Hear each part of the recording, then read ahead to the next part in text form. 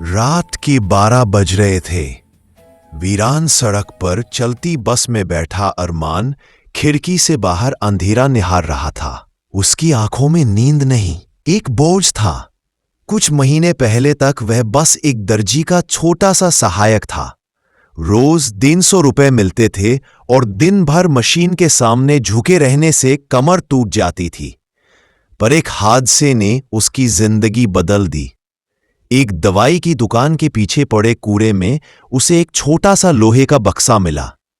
बक्सा टूटा हुआ था, लेकिन अंदर नोटों के मोटे बंडल भरे थे।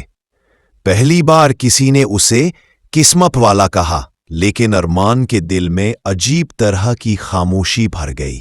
दुकान का मालिक इस पैसे को किस काम में लगाता था, वह सोचकर ही अरमान की रूह कांप उठी।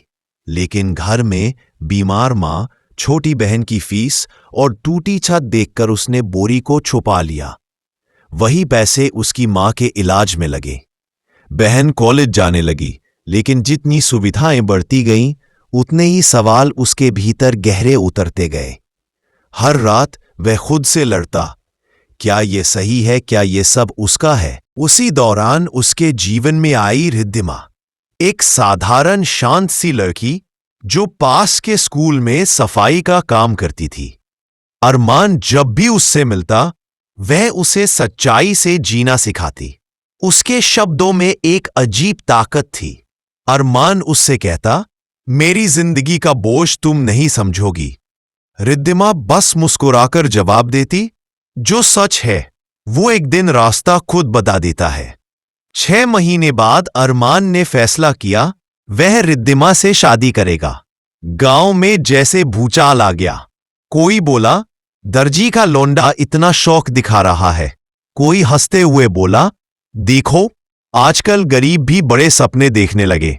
लेकिन अरमान चुप रहा। शादी बेहद साधारण तरीके से हुई। न कोई बैंड, बड़ी रस्में, बस 2 लोग, कुछ फूल और शांत सी दुआ।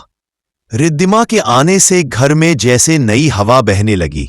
मां को दवाई समय पर मिलने लगी, बहन हंसने लगी। लेकिन अरमान के भीतर की लड़ाई खत्म नहीं हुई। रात को जब सब सोते, बोरी के पास बैठ जाता। नोटों की गंध उसे हर बार याद दिलाती, ये पैसा पवित्र नहीं है। ये पैसा खुशी नहीं देगा, बस सवाल बढ़ाएगा। एक रात अचानक उसने निर्णय लिया, यह पैसा अब किसी और के काम आएगा। वह गरीबों के लिए कुछ करेगा। उसे याद था कैसे लोग उसे नीची नजर से देखते थे, कैसे दर्जी की दुकान वाला उसे डांट कर कहता था, तुम जैसे लोग सिर्फ जिंदगी भर सिलाई ही कर सकते हैं। फिर एक सुबह उसने पहला कदम उठाया। गांव का पुराना कुआं सालों से जर्जर हालत में था। गर्मियों में पानी भरने के लिए लोग घंटों लाइन में खड़े रहते थे। अरमान ने कुएं की मरम्मत के लिए चुपचाप पैसे दिए। जब काम पूरा हुआ, गांव वाले चौंक गए। कोई बोला, इतना पैसा कहां से आया? किसी ने ताना दिया, शायद चोरी के माल का जुगाड़ होगा। लेकिन अरमान की नीयत काम में दिखने लगी। लोग देख रहे थे कि वह दिखावे के लिए नहीं, मन से मदद कर रहा है। धीरे धीरे ताने कम होने लगे और लोग उसे अरमान भाई कहकर बुलाने लगे। वही लड़का जिसे कभी कोई पूछता नहीं था, अब लोगों की उम्मीद बन गया। कुछ महीनों बाद उसने एक और बड़ा फैसला किया। उसने घोषणा की, मैं एक छोटा सा हॉस्पिटल बनवाऊंगा जहां गरीबों का इलाज मुफ्त होगा।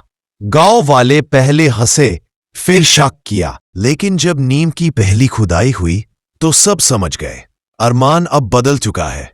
रिद्धिमा हर कदम पर उसके साथ खड़ी रही।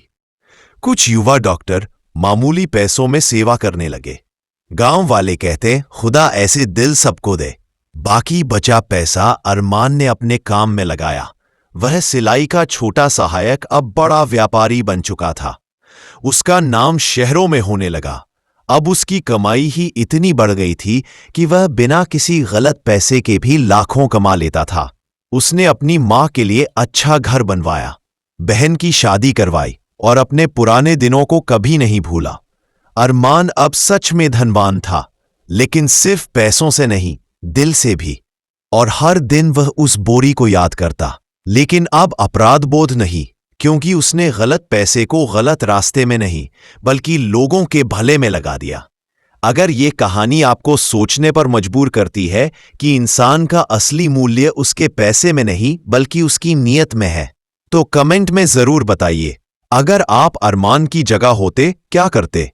क्या गलत पैसे का सही उपयोग सच में सही माना जा सकता है? आपकी राय हमारे लिए बहुत कीमती है।